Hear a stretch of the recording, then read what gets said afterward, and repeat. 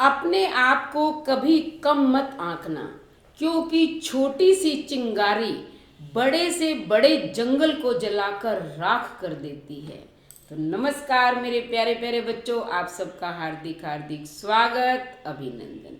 बेटा, इस जमाने के अंदर अगर प्रत्यक्ष कोई देवता है तो वह है सूर्य नारायण भगवान। हमें प्रातःकालीन समय के अंदर और कुछ हम करें या न करें, लेकिन जल से सूर्य भगवान को अर्घ अवश्य देना चाहिए। फिर सारा दिन हमारा जो है वो अच्छा व्यतीत होता है और जीवन में कभी भी किसी चीज़ की कोई कमी नहीं आती। तो प्रातःकालीन समय में ये एक काम अवश्य करें, सूर्य नारायण भगवान को अर्घ दें। और आज मैं आपको एक कहानी सुनाने जा रही हूँ, वह कहानी अवश्य सुने। भगवान सूर्य नारायण की कृपा से आपकी सभी इच्छाएं पूर्ण होंगी। तो आइए सुनते हैं ये कहानी। सूरज भगवान संसार को अन्न पूरने वाले कहलाते हैं।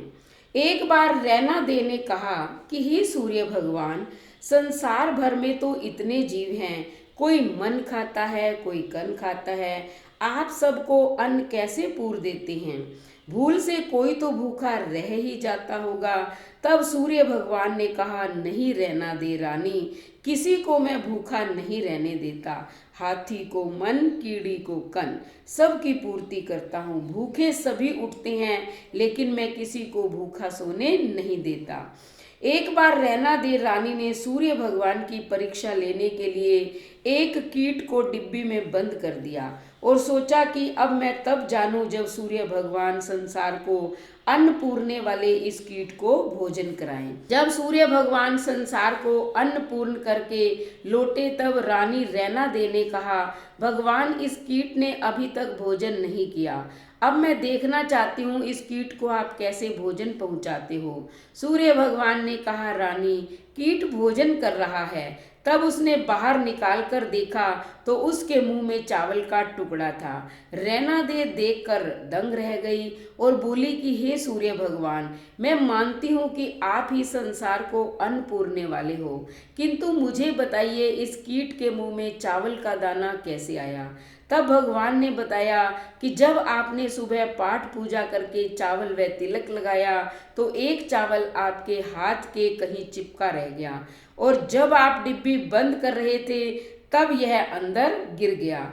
यह तो मेरा पूर्ति करने का बहाना था।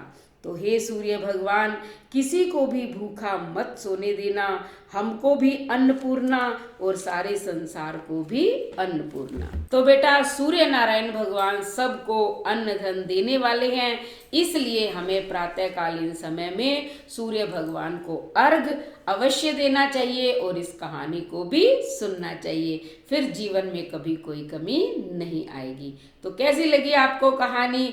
अगर आपको कहानी पसंद आई तो चैनल को सब्सक्राइब करें, लाइक और शेयर करें, कमेंट करें और बेल आइकन के बटन को दबाएं ताकि अगली कहानी का नोटिफिकेशन सबसे पहले आपको मिले। धन्यवाद।